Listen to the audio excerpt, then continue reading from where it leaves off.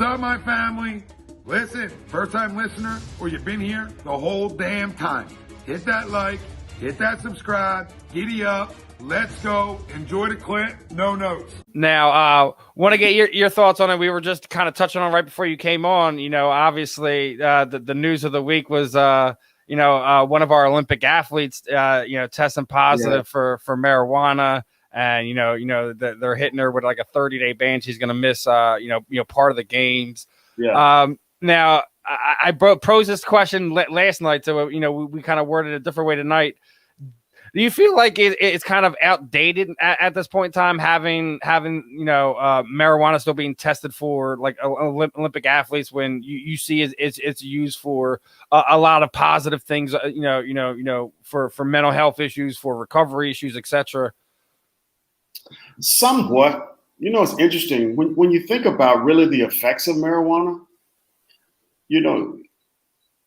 There's really no enhancement that it doesn't make you faster, doesn't make you stronger. For a football player, if anything, you want to stay at the pregame meal and miss the game. You just want to sit around and eat. But I'm really surprised that they haven't allowed it, in the NFL, because guys have so many, injuries and pains and aches that they go through. And the fact that it's really not it doesn't enhance you. It doesn't make you faster. It doesn't make you stronger. I think if anything, a team owner wouldn't want, his number one guys, smoking marijuana before the game, and they just kind of lethargic during the game, just kind of laid back and not as, enthusiastic about the game. But I'm somewhat surprised that it hasn't been cleared at this point. I think at some point it will. And I think at some point, I think, the league will probably manage it in terms of, it's kind of just like, an individual that drives drunk, you're able to test how much alcohol is in the system. And I think that's the way they would do it. I think that they'll start to monitor how much is in your system and what's, and why it's in your system, which would probably for football players be for the aches and pains.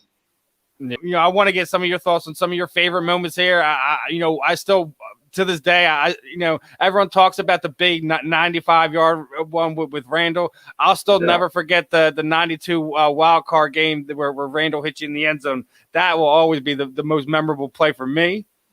I just want to kind of get your thoughts on some things that are memorable to you or stick out in your mind. Yeah, there are a lot of memorable things. Of course, your some of the things that you mentioned, the 95-yard catch. That's something that I hear on a number of occasions. Every other day from fans that are hitting me up on Facebook or Instagram or what have you. And I think the biggest thing for me in terms of memories is really just thinking about all the characters that we had on the team. And man, God rest his soul, Reggie White, Jerome Brown, these guys, even guys like, of course, Randall Cunningham. These guys, they had so much character. And I think that it's interesting because I knew them on, of course, and off the field. But a lot of the fans kind of knew them just on the field. So they didn't know really who they were as humans, as, just regular guys. So, on a day-to-day basis for 6 years, I got a chance to, see these guys, and they were just a bunch of clowns, man. We had so much fun. And that's really the one thing that I always think about and I always miss. I was actually talking to Calvin Williams not too long ago, and we were just kind of reminiscing about some of the old times that we had in the locker room and some of the jokes that guys would play on each other. Jim McMahon was one of the biggest clowns you ever wanted to meet.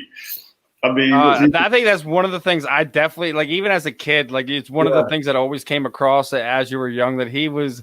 He was like the the jokester, the guy who was always loosening things up, practice, on the field, whatever. He was always the guy the personality keeping of you a guys loose, pitcher. right? Oh, always. He always played jokes on guys. whether it's rated R, G, or X jokes. it was always something. I'm gonna tell you a little quick story about Jim. I remember when we first signed him, and I knew the offense, and I wasn't unruly, but I would just kind of sit in the back of the meetings and I would, as I'm looking at the offense and looking what our coordinator's going over, I'm like, I know what to do. We're going over the same thing. And so I happened to look at Jim sitting in the corner up near the front, and he was looking at the board and looking in his playbook. And I'm the type of guy, I try not to miss signs. So I forget what year I was, but I was young enough to look at him as a role model. So I said, oh my goodness, I'm sitting back here just kind of messing around. Of course I do know the offense, but here's a guy who's won a Super Bowl, great guy, great player, and he's like in his playbook. And he was a very smart quarterback. So I made my way out of the back, and I literally went and sat right beside him during the meeting. And I leaned over and I said, Jim, I said, I whispered in his ear. I said, hey, man, I said, you know what? I just, want to thank you. And he was like, what are you talking about? I said, you just like encouraged me right now. I said, I'm just kind of back there. Of course, I know the offense. I said, but, you going over the offense, you're looking in your playbook, you're following everything the coaches say. And he just laughed at me, and he turned his playbook over, and he was reading the Playboy magazine.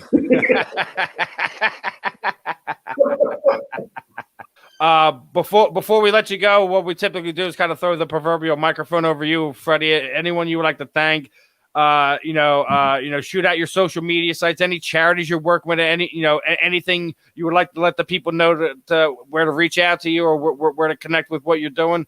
The time is yours, my friend. Oh, well, first of all, I'd like to thank you guys for having me. It's been a pleasure. Great connecting with. I just saw some guys, just shoot me some messages online. I great connecting with the fan base again. I really, really miss being in Philadelphia. We'll be back very, very soon. Support the Eagles. Of course, we have a lot of questions about, what they're doing with the organization.